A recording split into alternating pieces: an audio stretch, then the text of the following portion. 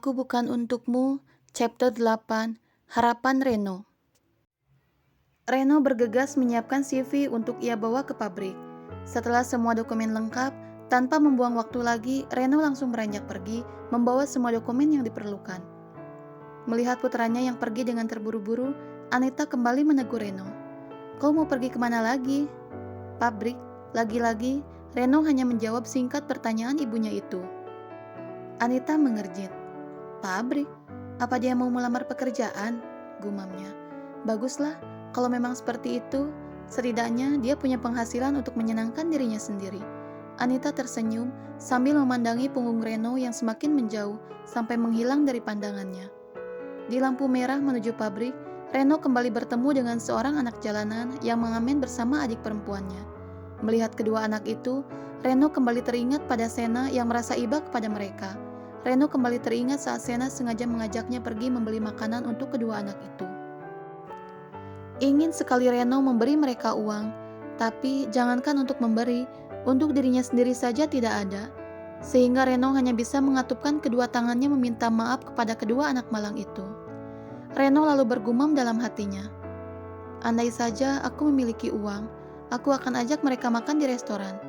Reno melamun menatap kedua anak itu yang sedang menghampiri para pengendara lain, sambil menyodorkan bekas minuman gelas pada mereka, mengharap sedikit rupiah dari uluran tangan para pengendara. Dulu, sebelum ia mengenal Sena, Reno tidak pernah peduli dengan para anak jalanan. Tapi setelah mengenal Sena, kepedulian itu perlahan muncul. Tapi sayangnya, Reno tidak pernah peduli dengan perasaan Sena yang selalu dipermainkannya. "Maafkan aku, Sena." Setelah lampu hijau menyala, Reno kembali melajukan kendaraannya. Sementara di tempat lain, Sena yang sudah selesai dengan urusannya, kembali melanjutkan pekerjaan meskipun pikirannya sangat berisik dengan masalahnya saat ini. Ingin rasanya Sena mengurusi saja masalahnya sampai menemukan jalan keluarnya, supaya ia bisa tenang. Namun, ia juga memiliki tanggung jawab yang harus dikerjakannya. Meski sedikit bersusah payah, Sena berusaha untuk konsentrasi pada pekerjaannya. Sambil sesekali, ia melirik ponselnya, berharap ada notifikasi dari orang yang ingin membeli laptop dan ponselnya yang sudah ia posting di sosial media jual beli barang. "Sabar, Sena, akan ada waktunya Tuhan memberikan jalan keluar. Fokuslah saja pada pekerjaanmu, jangan sampai customer kecewa," Sena bermonolog. Setelah menempuh perjalanan yang tidak terlalu jauh, Reno akhirnya tiba di pabrik. Ia bergegas turun dari motornya dan kembali mengetuk pintu gerbang yang sebelumnya sudah ia datangi.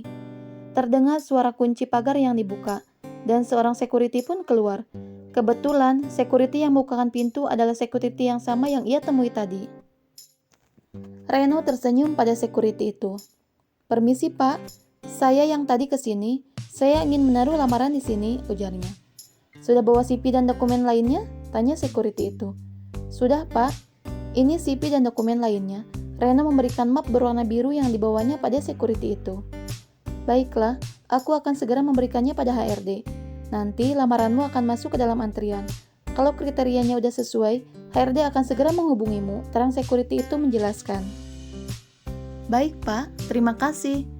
Kalau begitu, saya permisi." Security itu mengangguk seraya tersenyum tipis pada Reno.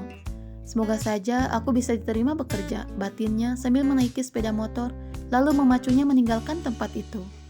Sebelumnya, Reno pernah bekerja di pabrik makanan. Ia rasa pengalaman 6 bulan di sana cukup untuk bisa diterima di pabrik susu itu. "Tumben, kau baru datang?" tanya Freddy Aspridion. "Ya, aku baru menggantikan papa meeting di kantor. Aku lupa menghubungimu tadi," jawab Dion sambil memakai seragam chefnya. Selain menjadi CEO, Dion juga menjadi chef di restoran milik ayahnya itu. Begitu juga dengan Freddy yang tak hanya mendampingi Dion mengurus jalannya restoran, tetapi juga menjadi sous chef mendampingi Dion di dapur. Dion tak hanya ingin memastikan jalannya usaha itu, tetapi juga memastikan rasa dan kualitas makanan hingga sampai pada pelanggan, sehingga ia turun langsung ke dapur untuk menyajikan makanan terbaik untuk para customernya. Ia lalu mengambil not pesanan customer sesuai urutan, dan langsung meminta Freddy menyiapkan semua bahan-bahannya. Sementara Freddy menyiapkan bahan-bahan, Dion memanaskan air. Seorang wanita memasuki dapur dengan tergesa-gesa. Wanita itu lalu menghampiri Dion. "Pak Dion, maaf mengganggu." "Ya, ada apa?" Tanya Dion sambil sibuk memotong daging. Di depan ada customer yang tidak mau membayar karena pesanannya diantar sedikit lama, ujar wanita yang bekerja di bagian kasir itu. Dion menghela napas. Ia benar-benar sudah malas meladeni customer yang menggunakan alasan yang tak masuk akal karena tak ingin membayar atau tak mampu membayar. Freddy, kau urus orang itu, titahnya. Baiklah. Freddy pun melangkahkan kakinya meninggalkan dapur bersama wanita itu. Sementara Dion fokus memasak pesanan customer yang lain. Permisi Bu, ada yang bisa saya bantu? Tanya Freddy. Wanita bertubuh tambun itu langsung berdiri, sambil melayangkan tatapan arogan pada Freddy. Si wanita lalu berkata, "Aku tidak mau membayar, karena pesananku diantar sangat lama. Aku sampai kelaparan." Kalau boleh tahu, berapa lama ibu menunggu pesanan ibu datang? Freddy masih bertanya dengan nada sopan kepada wanita itu. Karena bagaimanapun, ia harus tetap menghormati customer. Meskipun customer itu membuat masalah sampai masalahnya bisa terselesaikan. Tapi mohon maaf, karena ibu sudah memakan makanannya, ibu harus tetap membayar, kata Freddy dengan sedikit menundukkan wajahnya. Apa? Apa aku tidak salah dengar? Kalian sudah membuat aku kelaparan, dan aku harus tetap membayar? Anggap saja makanan yang sudah aku makan itu sebagai permintaan maaf kalian karena telah membuat customer kelaparan.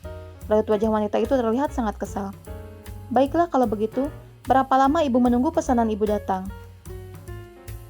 Hampir 1 jam aku menunggu, jawabnya dengan ketus. Freddy mengernyit, ia ragu kalau pesanan si customer diantar selama itu.